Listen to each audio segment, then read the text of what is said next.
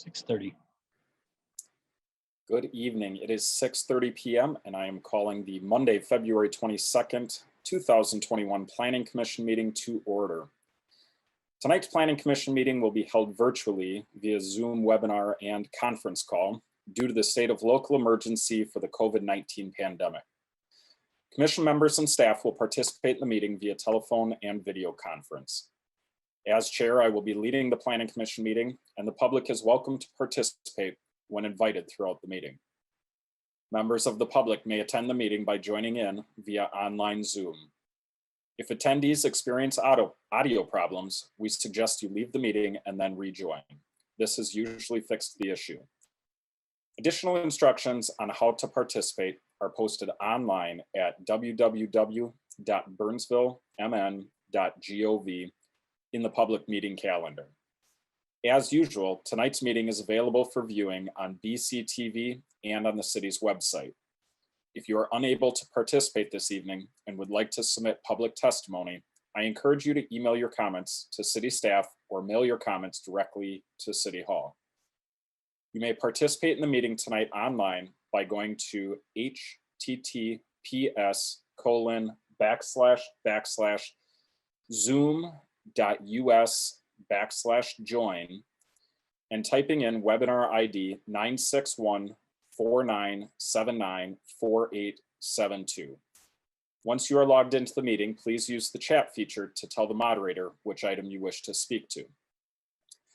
You may also call into the meeting at 651-372-8299 and enter meeting ID 961-4979-4872.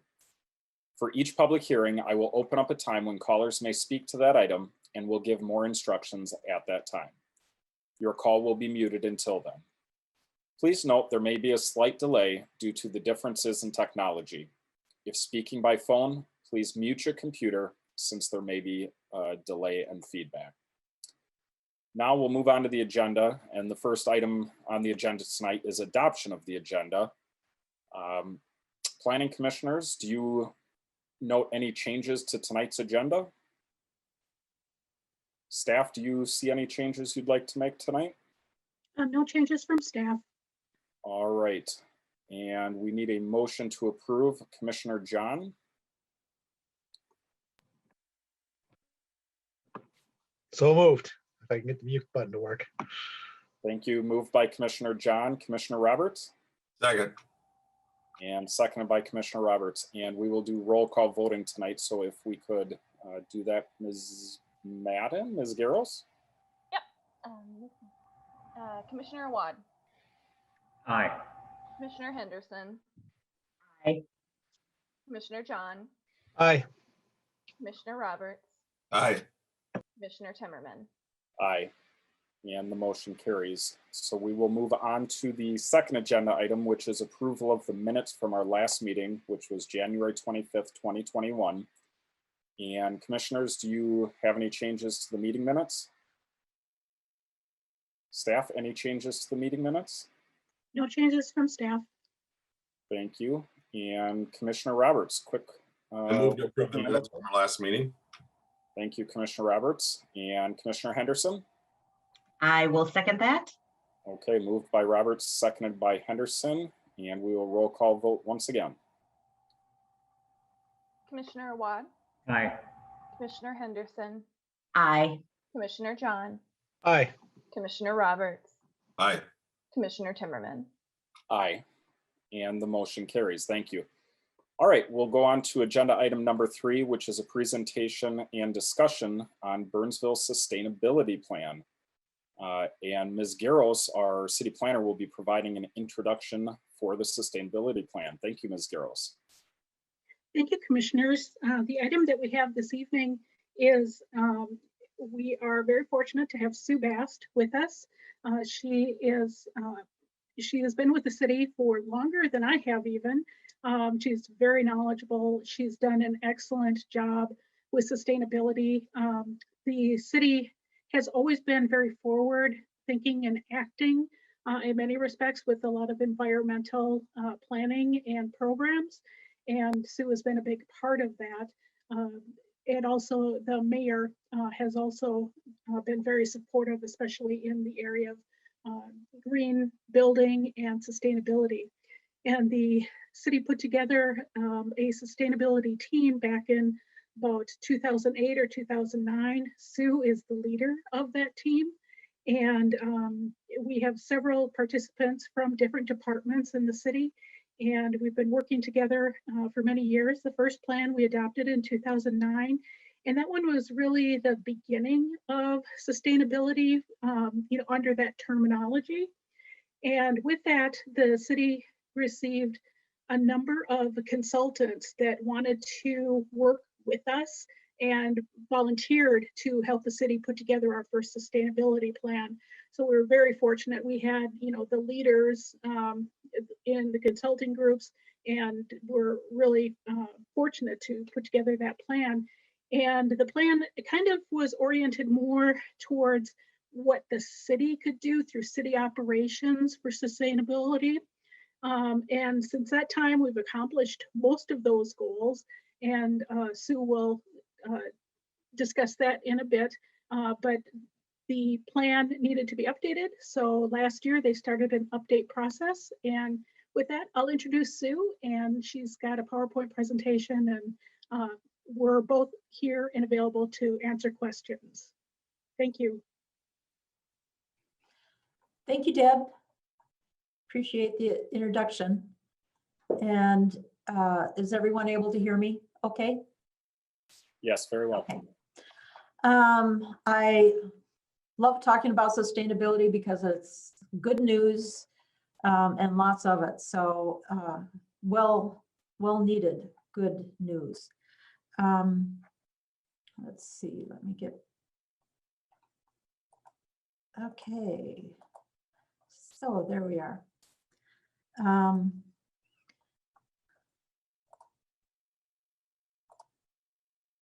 Okay, so tonight I'd like to spend just a little bit of time talking about the sustainability accomplishments that we have had since 2009 with our last sustainability plan, and then look at the process that we used to update that plan. And I'll finish up with, and look at the framework, and I'll finish up with a couple grants that pretty much grew right out of this grant, the updated grant. Oops. I am getting used to, I don't see where can we go back? Oh dear. Here we go.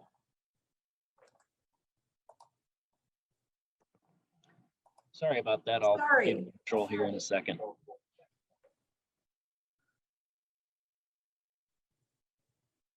Sorry.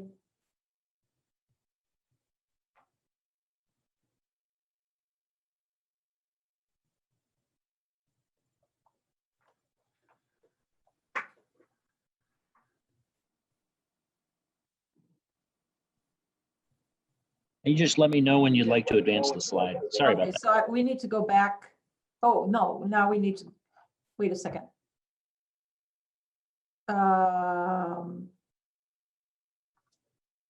Okay. Yes, okay, advance this slide, please. Okay, so some of the accomplishments that have occurred, I'll just quickly run through them. Minnesota Green Step Cities Step 5 Award. So Minnesota Green Step Cities is a voluntary recognition program that helps cities achieve their sustainability goals. And we do that by implementing best practices. As you implement the best practices, you can go to different levels, and step 5 is the highest level, and City of Burnsville received that step 5 award in 2017. So we're still participating in the program, And we may have another, we do have another one, a continuation of the Step 5 award this spring. There's about 145 cities that are participating in the program, and about 20 of them have reached Step 5. Also, there have been lakes that have come off the impaired watered list, Early Lake and Crystal Lake, and that's a big deal. The Soul Smart Award, we received a bronze medal, a bronze award for that Soul Smart program, and Deb has been a big part of why we got that award, making it easier for people to use solar in the city. Oak Savanna Restoration, that has been a program that the Natural Resources have removed invasive species that allow the regeneration of young oak trees. There's a really beautiful story map that's online on the website, on the Burnsville website. So I would encourage anyone to take a look at that story map that explains how that Oak Savanna restoration happened. The next thing that I want to talk about is city operations for greenhouse gas reduction. Next slide, please. This has been just an ongoing positive accomplishment for City of Burnsville. We have had a goal of reducing our city operations greenhouse gas emissions by 30%. By I believe it was 2025, and we have, I'm trying to think, yeah, I think it is 2025, and we have reduced those gas emissions 30% in 2019. And the base year is 2005. So part of that has been that the electricity has gotten greener from our utilities, which is great. That is helpful. But we have added a performing arts center, a parking deck, a parking ramp, and we have pumped 12% more water since 2005. And we still have been able to reduce our city operations greenhouse gas emissions by 30%. So that's a real positive, exciting accomplishment. And we've done that by energy efficient means, building, and also pumping water. Next slide. So in 2019, we started the process of updating the sustainability plan, and we hired a consultant, Ted Redmond from Pale Blue Dot, to start the process. And as Deb said, the sustainability team was worked very hard to look at different actions, different goals, come up with strategies of how to meet those goals. We also had a stakeholder group of community members. And I wanted to mention that we had representatives from the utilities. And I wanted to say that because it is important for for the grant I'm going to be talking about later. The Parks and Natural Resources Commission reviewed what the goals, strategies, and actions that we came up with for the draft plan, and the City Council also reviewed the draft plan and gave input. Next slide.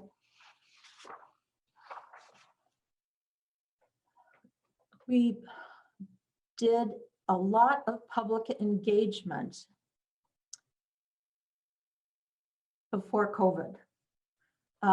So we had community surveys, we hosted tables at events and had whiteboards and talked to a lot of people about the sustainability plan.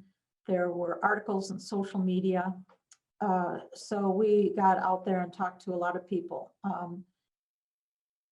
After COVID, it became a little bit more difficult, but we still had surveys that we had after the draft plan. We still were able to do quite a few surveys, get to a number of people and have them survey. Next slide. So the framework of the sustainability plan, we have 10 topic areas: buildings and energy efficiency, community health, fleet and equipment, ground cover, land use, local food, renewable energy, solid waste and recycling, transportation, and water. Those are our areas, topic areas in the plan. Next slide. I'm not going to go through and talk about every single goal, strategy, and action. There's a lot of them in each chapter, but I've picked out a few. Some of these relate to the grants that I'll be talking about. And then I've also included land use, some goals for land use and transportation that you might be interested in. So the topic area of buildings and energy efficiency. The third goal, improve total city-owned building energy efficiency by 10% electricity and 7% natural gas by 2030.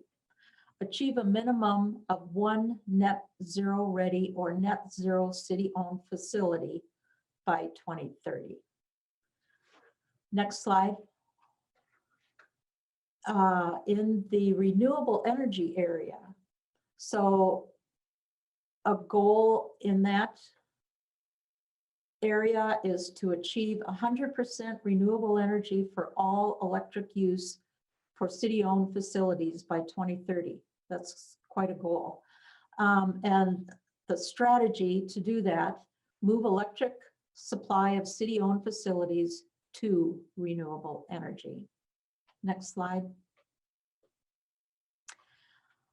Fleet and equipment. So a goal is to reduce fuel emissions and fuel reductions in city operations. And one of the action items is to strategically increase electric vehicles within the city fleet. Next slide. Local food. One of the goals is to increase the total number of community gardens to 6, with a priority given to neighborhoods with limited food access, limited vehicle access, and elevated poverty levels. And so that's the goal. Some of the action items is to identify, map, and prioritize food insecure areas and populations, work with GIS to identify community garden sites, use permaculture and right-of-ways, and encourage, create community gardens. Next slide. Wanted to just show you land use, the goals in the land use section. Increase acres of transit-oriented development by 10% by 2030. Increase acres of mixed-use zoning development by 10% by 2030. Open space land use area, public and public accessible on private land, increase from 4,540 to 4,800 acres by 2030. Next slide. In the transportation area, increase public transit ridership from 4.5% to 6% of commuters by 2030.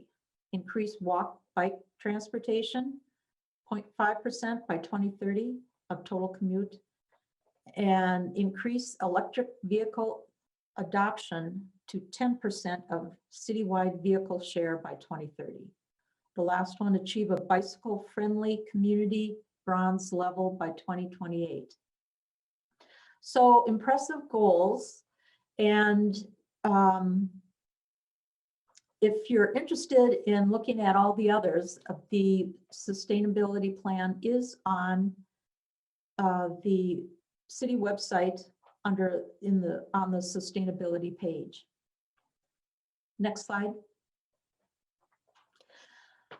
Their implementation and monitoring. So this is a section of the sustainability plan that is organized. It's the same actions, but they're organized in a little bit of a different way. If we look at the electric vehicle roadmap, it combines some actions from community health, from fleet, and from transportation. So it brings actions from different chapters together to look at a way to plan the electric vehicle roadmap. Same with city fleet or local agriculture and nutrition plans. It's a way to look at all the actions just a little bit differently, so that actually it worked really well for grants, and it would be good for plans and helpful for studies too. So next slide. I know you can't read any of this, but it's just to show how that is set up. So the actions from the different areas are on, so it's my left. And then it talks about budget that may be needed, community partners, and city departments that are responsible for moving a plan like this forward. Next slide. As I said, we were able to do a survey and have people respond to the draft plan, and just under 80% agreed with what we were doing. Next slide. So the plan was adopted November 2nd, 2020. And shortly after it was adopted, we found some opportunities for grants. So I'll move on to the 2 grants that we're looking at. Next slide. Yes, so the U.S. Conference of Mayors had, well, it's sort of called an award. So they had an award that they offered 3 levels, first, second, and third place. And we submitted the grant or the award, and we were given first place, which is $125,000 to do our grant that we are calling Grow Burnsville. Next slide. And Grow Burnsville has several components. One is the infrastructure, the actual gardens. There's an organics drop-off. Then there's youth training, public education, events, and community engagement. Next slide. The 3 gardens are, one is a food forest, one is a community garden, and one is a market garden. So the food forest, it is a very low maintenance permaculture type garden that has food. Sort of like if you walk through the forest and everything around you has some sort of fruit bearing or is some sort of something that you can use for food.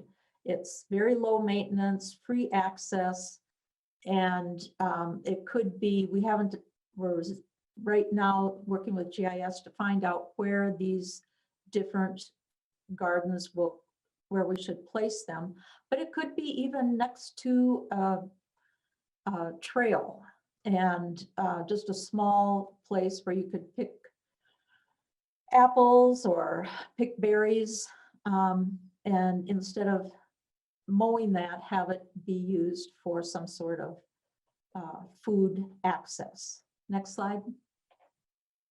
Then there's the community garden, and we'll be building on our existing community garden infrastructure. And this is to engage residents with physical activity, eating healthy fruits and vegetables. And as I have said, we're working with GIS and we're looking at places that may be food desert locations, and that's where we want to locate the community gardens. Next slide. The market garden provides education and internships for youth, and they would be paid and work part-time during the summer and learn how to garden and also other aspects of how to use that produce that comes out of the garden. Next slide. Another part of the infrastructure is an organics drop-off site in Burnsville where people can bring their household organics and drop it off for composting. And we're working with Dakota County right now with that. Next slide. The garden training. So those are the internships, and they will be doing site preparation, and they'll be planting and maintaining the garden and we'll be using that to promote entrepreneurship. Next slide. Education. We'll be working with Dakota County Master Gardeners, developing a champion for gardening and a champion for composting, promoting gardening, and we'll have giveaways at the native plant sale and the tree sale. Next slide. Events and engagement. So we're looking at doing a number of events, and we'll have party in the garden, maybe a chef that will show how to cook nutritious meals using the produce from the garden. We'll work with International Festival, perhaps showing how to use unique and different kinds of vegetables from around the world. And then also working with art and all that jazz, that festival also. Next slide. Okay, so the other grant that we're working on, we're working on the submittal, so it's not something that we already have. But we're working with Dakota Electric Association and the National Rural Electric Cooperative Association. Next slide. It's very exciting because there's quite a bit of new technology that we would be able to, that the city of Burnsville would be able to be a pilot for. So it would specifically concern the Civic Center campus, that's the City Hall, police, ice center, garage, those buildings, and it would provide grid flexibility, promote sustainability, and resiliency. Next slide. How would they do that? A lot of building and energy efficiency.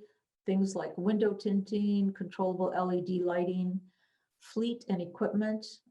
There would be the possibility of purchasing electric vehicles. And we even have looked at how electric vehicles might be able to be used as storage, solar storage, transportation, things like DC fast chargers and level 2 chargers that would be at the different buildings. Renewable energy, we're looking at rooftop, ground mount, solar, and different ways of battery energy storage throughout the campus. So very exciting grant that both of these grants, and I wanted, so it's through Dakota, we're working with Dakota Electric Association, and the representative from Dakota Electric Association was on our stakeholder group for updating this grant. And he saw the goals of the grant, and they perfectly meshed with the goals of the grant that we are applying for. So it's really great to see that the sustainability plan is leading us in such a great direction.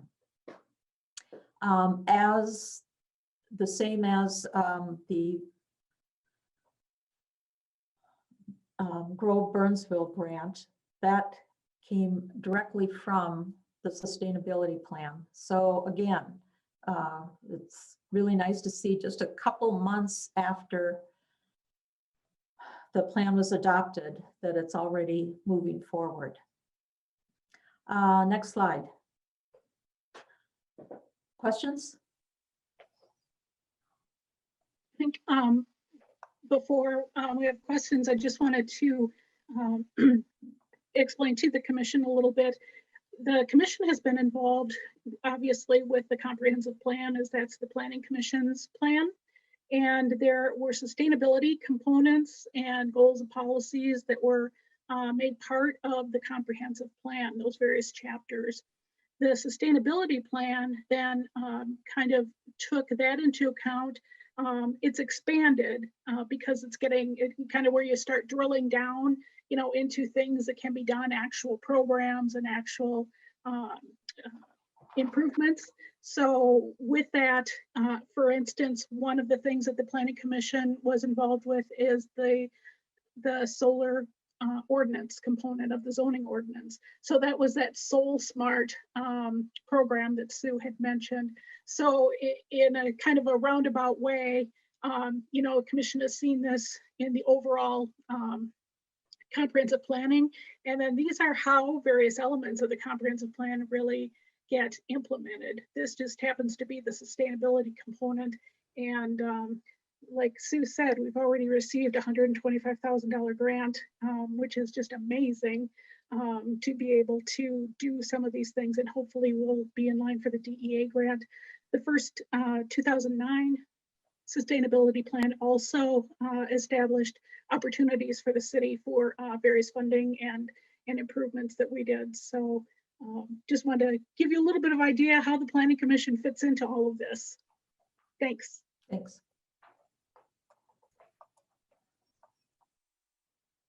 Well, it's fantastic. Thank you so much, Sue. I really appreciate you educating us tonight. Commissioners, do you have questions, comments? I see Commissioner Awad. Yeah, thanks. That was a great presentation. Can you hear me okay? Yes. Okay. So one of the action items, or one of the goals, was to increase open space land use from like 4,500 acres to 4,800 acres. Is that like more, does that mean more park space, or what is that? Just kind of curious what that means. Maybe I'll let you talk about that, Deb, since you're the one that is the expert on land use. Sure. What this relates to primarily is when we did the comprehensive plan, There are two areas of the city that we looked at additional green space, really development in a major way. One would be adding a green space park, public park in heart of the city. That would be a little bit further to the west, north of Burnsville Parkway, and then to the west, in addition to adding some of the multifamily development in that area. And then the next one, the next largest one, is up in the Minnesota River Quadrant, up by Kramer Quarry, for example, between Kramer and I think Asselford. There's like a 10 or 12 acre park, public park site that we've contemplated as well. But then additional areas as part of just our, some of the planned unit developments we do, especially when we get into the multifamily and mixed use, where they can provide elements like their own plazas, their play areas, and those types of things. So primarily getting at those objectives. Thank you. Commissioner Anderson. I would just like to start by saying thank you for that presentation. I loved every minute of it. I loved hearing all the things that are heading in the right direction for sustainability for the city, hitting those numbers, 4 or 5 years ahead of when we're supposed to when it comes to reduction in greenhouse gases and all that kind of stuff.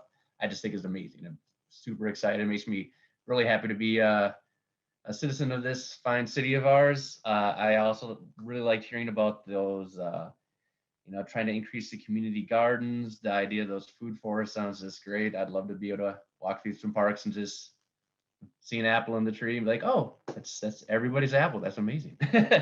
On part of the presentation, I did have one question.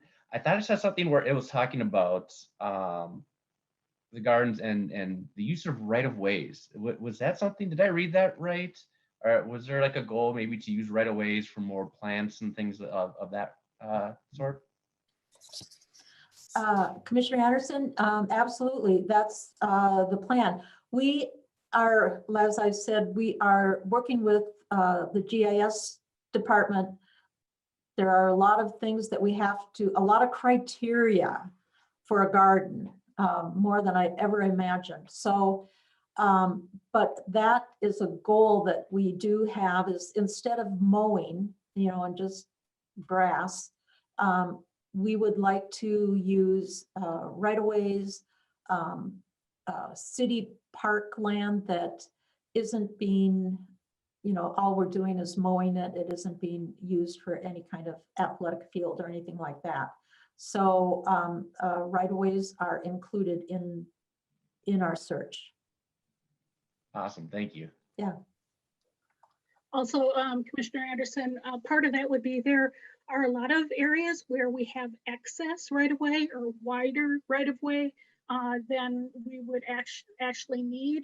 And in those areas where we've got adjacent trails or sidewalks, those are also areas that we'd be looking at, again, to add some types of plants that have edible either berries, those types of things, but just trying to make additional use of them other than just having it be, right away out there. Maybe we can do something productively, and that's what we'll be working towards. Commissioner John. Again, I want to comment that it was a great presentation. Thank you so much for sharing that information with us. I agree with Commissioner Anderson. It just makes me proud to be a part of Burnsville, to see that we're heading that direction and how well we're doing that. And it's a self-funding program. I mean, it's a great progress for Burnsville. I was looking around on the sheets when we got our packets, and it looks like, were we the first level 5 city in the state? Is that right? Commissioner John, I think the year, it was 2017 when we first received step 5, and that was the first year you could receive step 5. And I think there may have been 2 other cities that received that award then too. And now you keep putting in the different things that your city's doing. So each year you can, again, get the Step 5 award. It's, I mean, I think they're trying hard to figure out how to keep that recognition going once you hit the top step. So yes, you are correct. We were one of the first 3 anyway. We'll just say we were the first one. Nobody's going to know the difference, right? We're the pioneers. We're the greatest. I know the agree. question, and you guys brought something up that's really close to my heart, electric cars. And I'm an electric car vehicle owner. Are we thinking about putting public charging stations in along with those for the city's fleet? So the city has put in 3 public charging stations and already. And if we get this grant, there would be other public charging stations, but at city facilities. I mean, with the grant, we may, the plan that I showed you that was an EV roadmap, Mhm. you know, that looked at some of the action items there, looked at, you know, how are we going to figure out throughout the city electric chargers? And do we need DC fast chargers? I've seen that there's even amazingly fast chargers that are now around. But for that grant in particular, there would be both fleet vehicle chargers and public chargers in the Civic Center Parkway campus.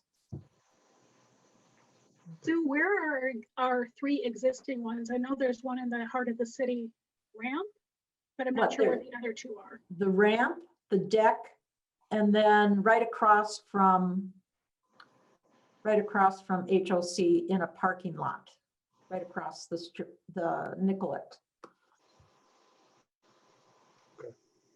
Thank you. Commissioner Wad, did you have a follow-up? I do have another question.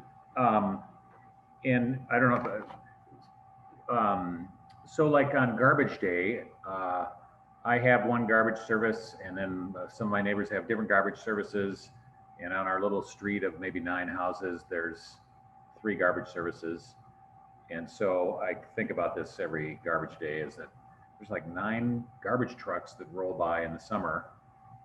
Has the city ever considered consolidating the garbage pickup so that you have, you know, every hauler has a certain neighborhood or zone to reduce the amount of traffic and reduce the number of trucks on the roads too, but also reduce the amount of kind of fuel use and that sort of thing? Commissioner Awad, yes, we have looked at that. We have had a solid waste advisory commission in the past twice, I believe, and looked at that issue of organized collection, trying to figure out whether we wanted to go that direction or not. And I don't know if you have been following, a number of cities have tried to have organized collection and it's ended up in the courts. And it can be a pretty political process to do that. The Solid Waste Advisory Commission is part of one of them. We did a survey and asked, and it was not from the city, it was we hired someone to do the survey, and it came back overwhelmingly that people did not want organized collection.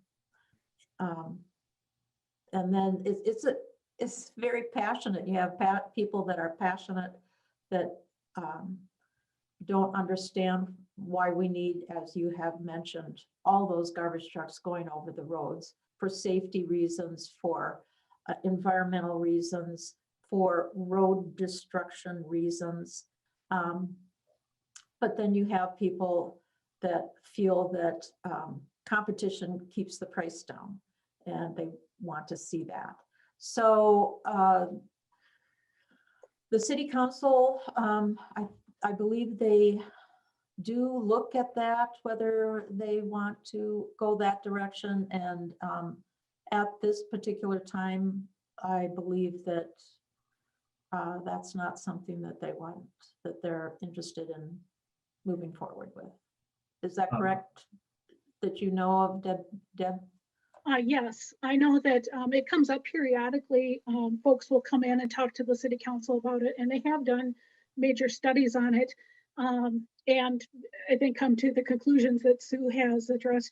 What the city has done, though, is we've worked with the haulers so that at least they're hauling, you know, you have the same,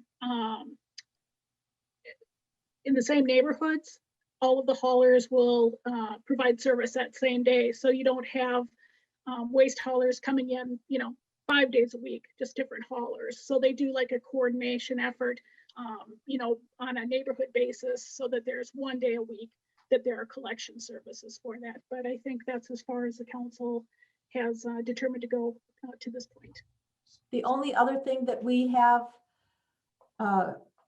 worked on is something that was called, that is called the Neighborhood Block Rate Program.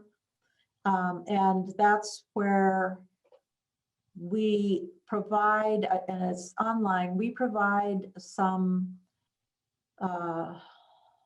documents to look at so that a neighborhood can organize on the, by themselves. So if you have someone that's willing to take the lead, you can go around in your neighborhood and try to get everyone to go with the same hauler. And actually, I believe it was North River Hills, they did that with 900 homes and pretty much got everyone to go with the same hauler and got a very good rate with that. And also there was other benefits with that. I think they came in every spring with a large dumpster and you could have, you know, get rid of old chairs or whatever. So you can organize your neighborhood on your own. The problem is that if you have like 3 or 4 people that refuse to go with the same hauler, then you have pretty much the same problem. Yeah, that's what's going on my street. Yeah. So do you know, would it make a huge difference if it was organized collection, or is it kind of a small, you know, in terms of environmental impact, is it a small? So the MPCA has looked at that, and they've also looked at whether it would get more expensive, and they have found that it does not get more expensive, and in fact, it can be less expensive because you go through a bidding process, you know, and I know for sure that the roads don't get so beat up, you know, particularly in the spring. Thank you. Thank you. Thank you. Great questions, Commissioner Wood. Commissioner Anderson? Sorry, I think my hand was still raised from before. All right, thanks. We do not have a public hearing. I will just note that if there is anybody, and I don't believe there is, if there is anybody from the public who would like to comment or provide any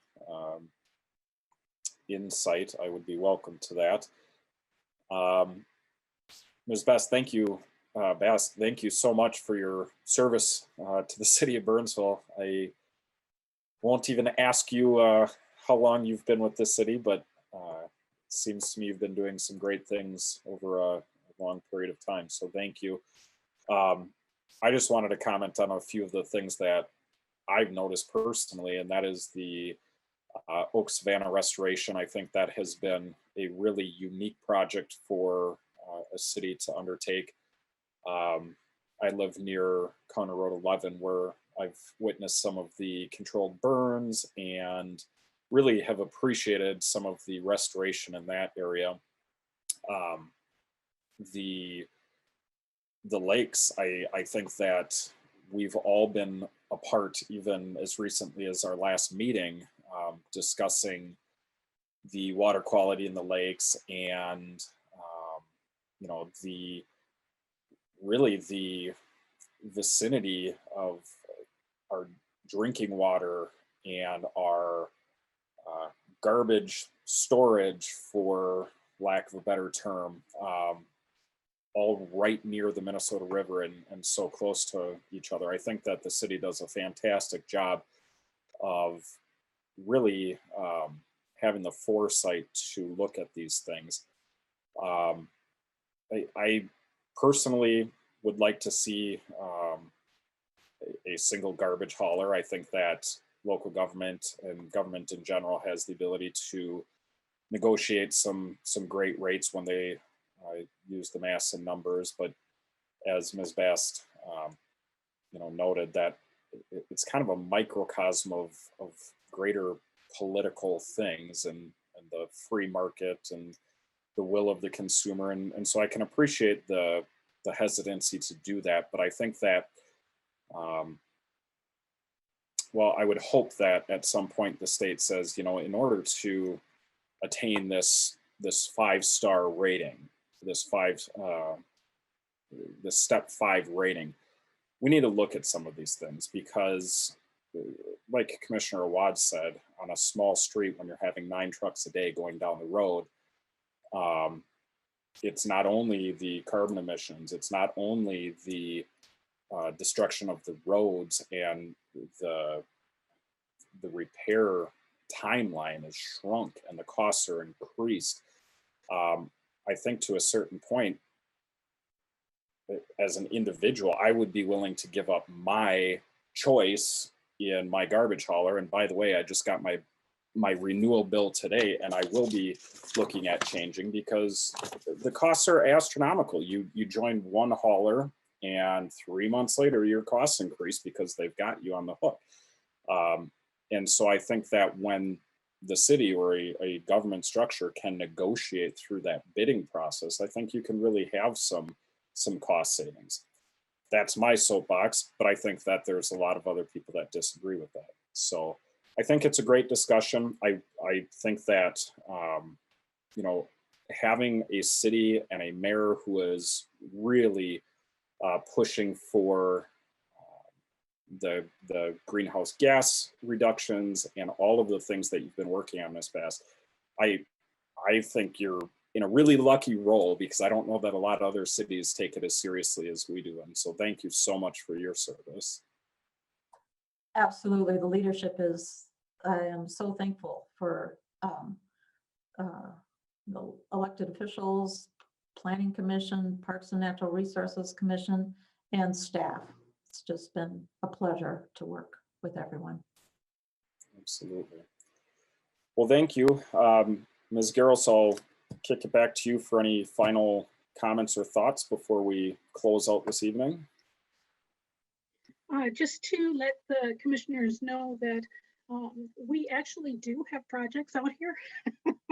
It's just that they're not coming in when we expect them to come in. So like usual, you will probably see kind of an onslaught, heavy agendas coming up, and a couple of lighter ones. But don't fear, we are not closed for business. We have plenty of things coming up. So just wanted to let you know that.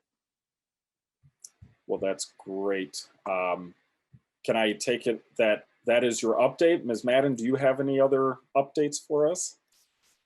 I do not have any updates this evening. Ms. Garros, any other updates? Nope, nothing further from staff. Commissioners, any updates, final thoughts? I did see that the State of the City is scheduled, and I think that is, I don't have my calendar in front of me, but that's, I think, coming up in early March. So if any of you are interested, I think that they are planning on having that over at the over at Ames. So I'm excited to see if any of the things we've been working on or any of these sustainability things are part of the state of the city. So I'll be paying attention to that. But if there's no other updates, I will stand for a motion to adjourn. And Commissioner Roberts. I guess I'll move to adjourn. Thank you, sir. And Commissioner Watt. I will second that motion. And thank you. Moved by Commissioner Roberts, seconded by Commissioner Awad, and we will have a roll call vote. Commissioner Awad, Aye. Commissioner Henderson, Aye. Commissioner John, Aye. Commissioner Roberts, Aye. Commissioner Timmerman. Aye. Thank you all, and we are adjourned. Thank you. Have a good night. Yeah.